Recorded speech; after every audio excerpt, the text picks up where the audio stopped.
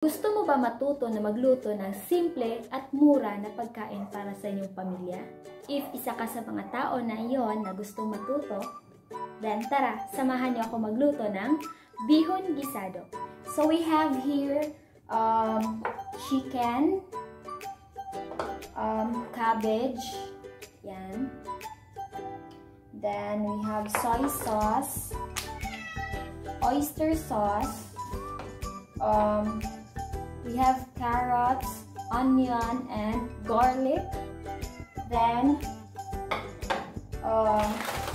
yung pinaka-special natin na ingredients, itong ating bihon. So, iyon lang po yung mga ingredients na gagamitin natin sa lulutuin natin ngayon. So, if meron ka nun, tara, sabayan niyo ako. So, first po natin na gagawin is lutuin lang po natin itong ating chicken. So, mas masarap siguro nitong gamitin is yung pork. Kaso lang, hindi ako bumili ng pork kahapon kasi po, uso yung sakit ngayon ng mga alagang baboy. So, bawal po akong bumili kasi meron nga po kaming patining dito po sa amin. So, ayan, bawal. So, ito na lang pong chicken yung gagamitin ko sa lulutuin ko ngayon. So, ayan.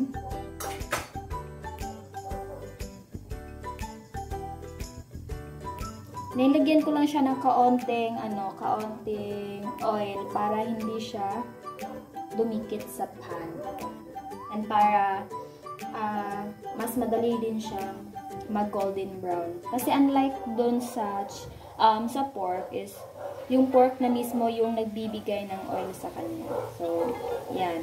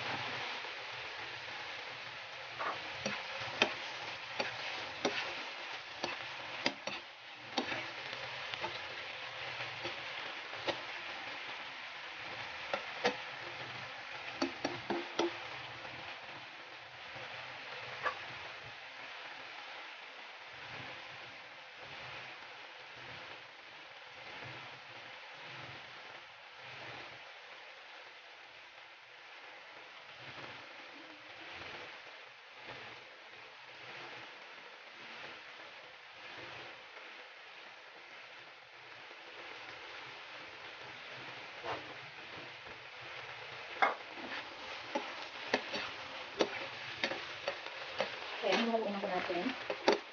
So, hindi naman talaga ito bibigay kasi may soup lang sana ginamit ko. Pero, mas maganda kasi pag even yung pagkaluto ng ating chicken. Ayan.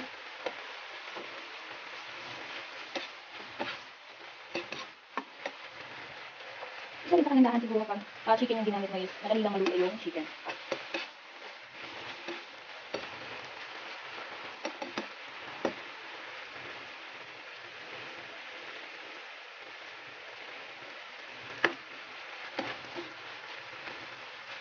Yan, lutuin natin ito ng konti pa.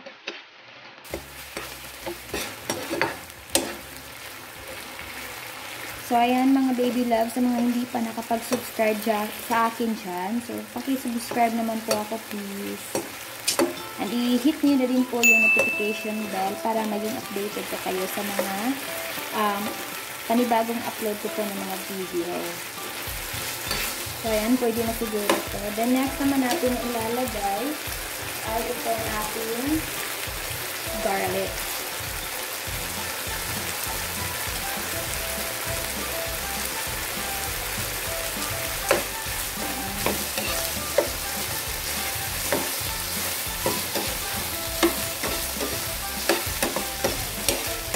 Ayan, ang bango. Ay!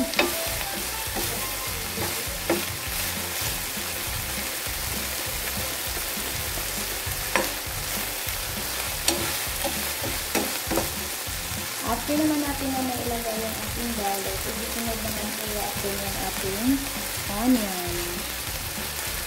So, medyo malaki yung onion na ano.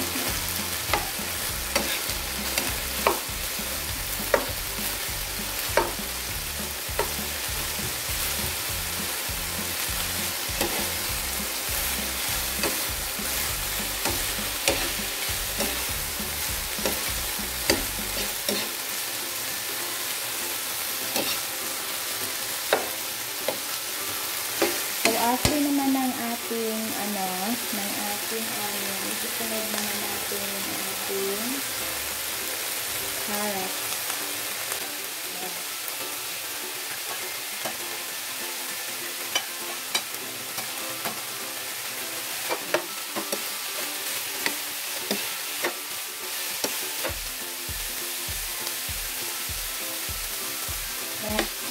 Yan, tutulan po natin ito ng 2 to 3 minutes po.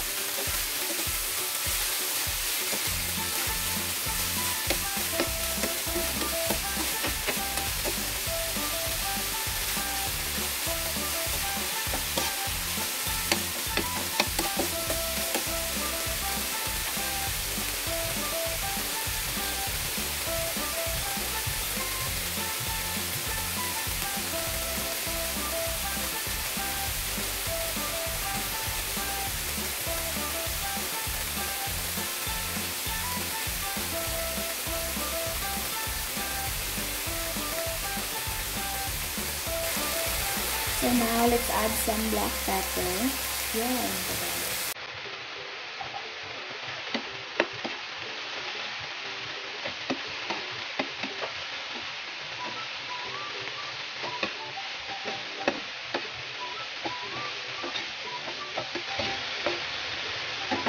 Then next naman natin na ilagay ay yung ating soy sauce.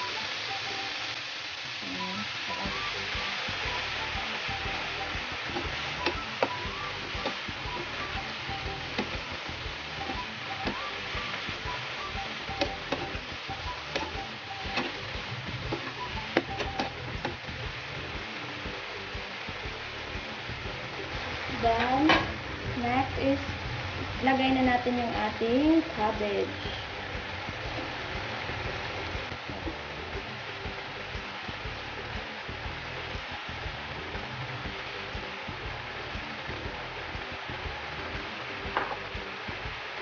So, lutuin na po natin itong ating cabbage ng 3 to 6 minutes po. Yan. Medyo nahihirapan ako mag-mix ng ating. So, ayan. Okay na po. So, itatapay po muna natin ito. Ating niluluto na mga gulay ko.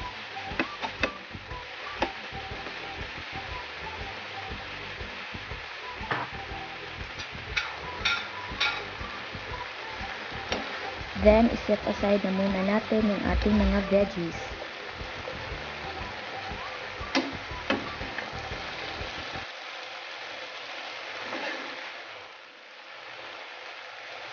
So, yung mga baby loves, nag-change lang po ako ng ating pan po. Kasi po, medyo maliit po talaga yung nagamit ko na pan.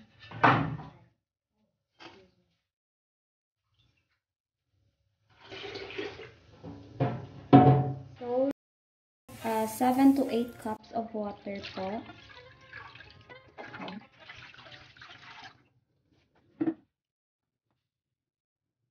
Then, let's put our oyster sauce.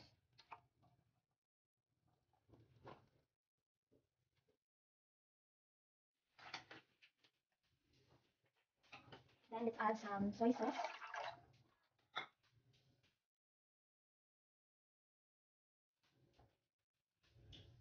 And then, hintayin lang po natin na kumulo po itong ating tubig po. Lagyan din natin siya ng black pepper.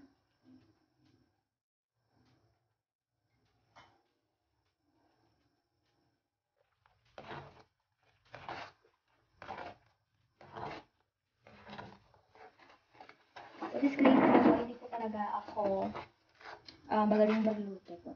Pero try ko naman po na magluto. Natin po natin ulit.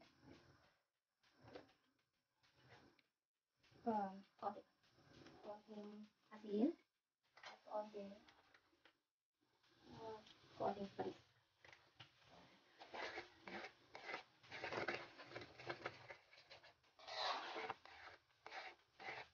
Natin ang ating bihon. Hindi siya matasya guys.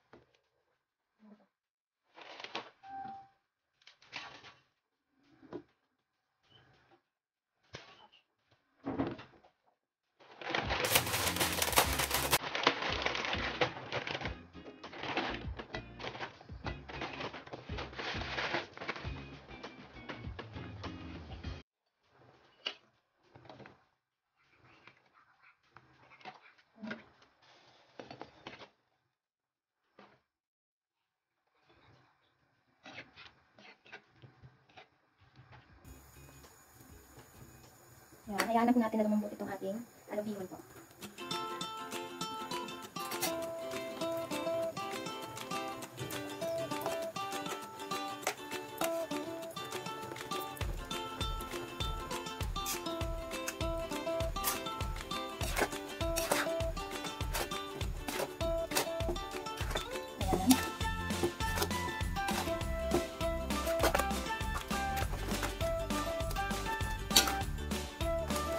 Buti naman talaga na itong malaki na kanin. Hindi ko talaga siya makahalo po. Yung maliit na kanin ginamit ko dito. Antayin na natin na maubos yung kanyang sauce. Yan.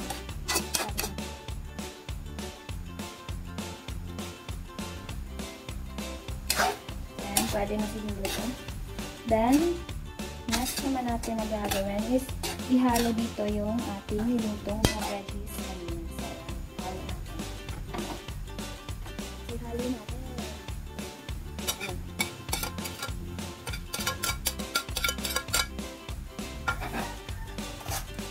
Ayan, careful sa pagkahalo. Mayaan lang natin ito. So, hindi siya.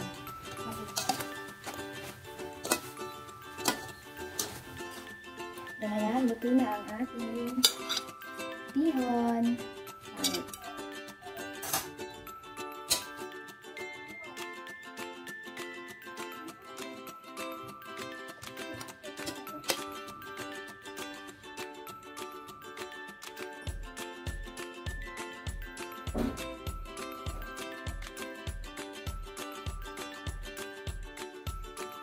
Tikman na po natin.